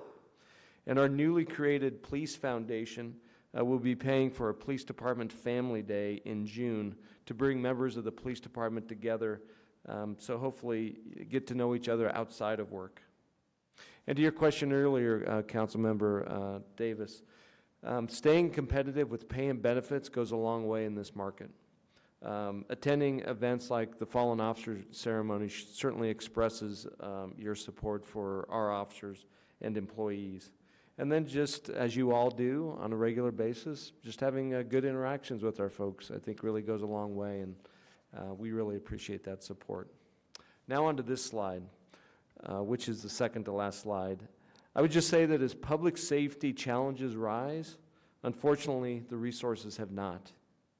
Regarding our jail, mental health, and unhoused, we're continuing to have to look for alternatives. What is needed are more resources to get people the drug addiction and mental health counseling that they need. We have found that very few, unfortunately, accept these resources on the front end.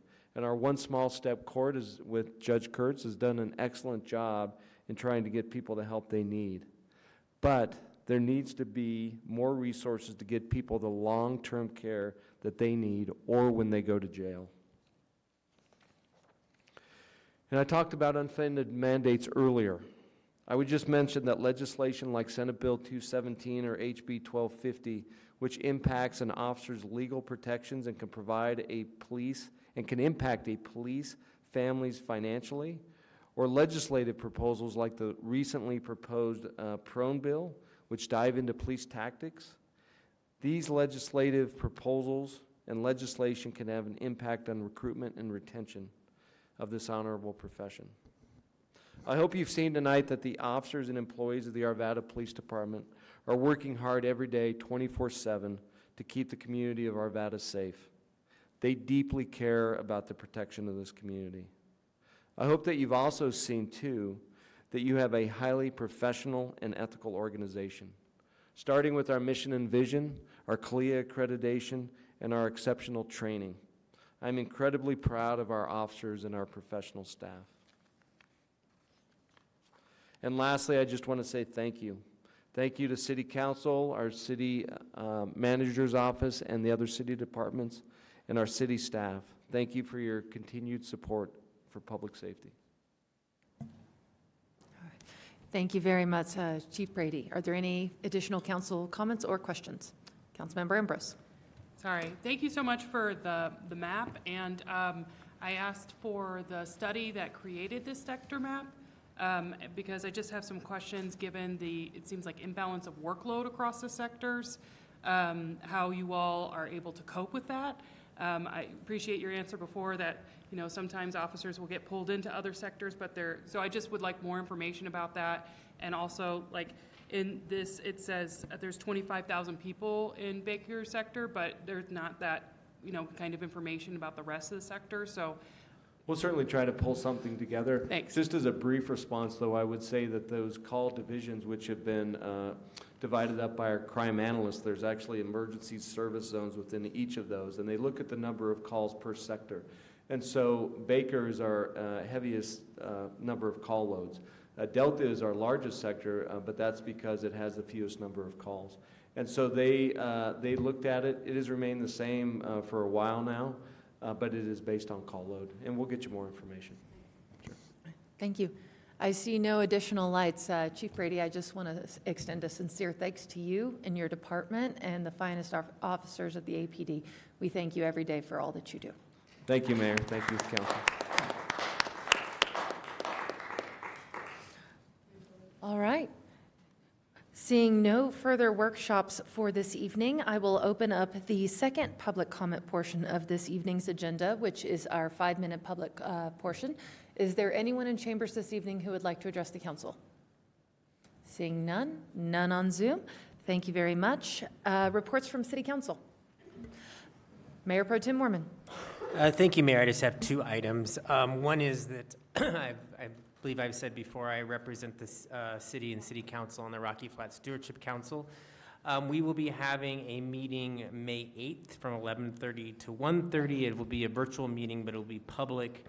This is the first meeting we will have with the consultant CDR to discuss the future of the council. So we'll be looking at 3 options, either to continue in its current form, to change its purpose and structure, or to disband.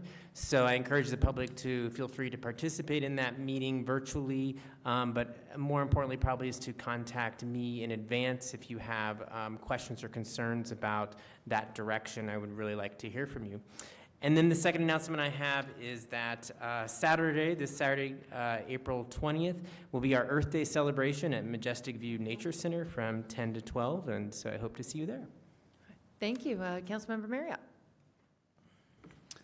Yeah, I wanted to weigh in. I was on vacation last week and was not able to attend the workshops last week, and you guys had a workshop on waste hauling, and as part of that, there was a small discussion about looming price increases in the waste hauling program. And if I watched it online, and if I have this right, I think it breaks down to, as part of the fee that everybody pays, whether you participate in the program or not, you pay an 88-cent fee that you actually get services for. You get the participation in the large item drop-off and the leaf events and things like that, and that there's need for a price increase there.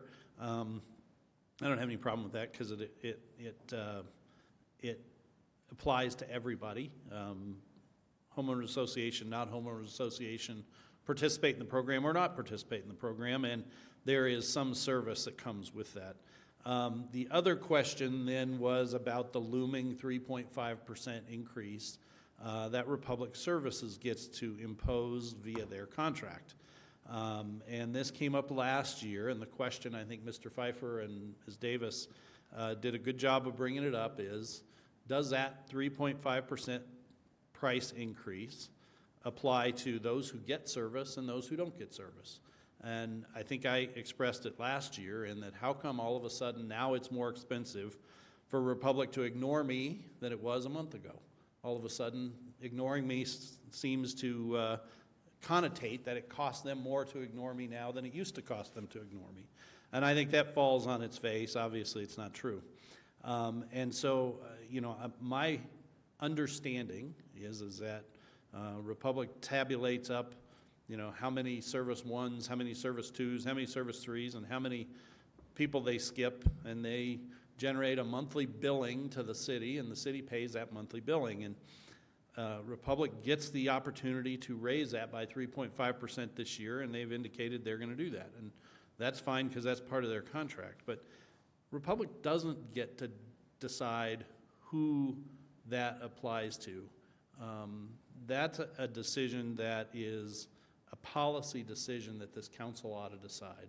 And so I'm encouraging the city team to provide us with a little bit of information before the May meeting where the topic of price increases in the trash program is going to come up.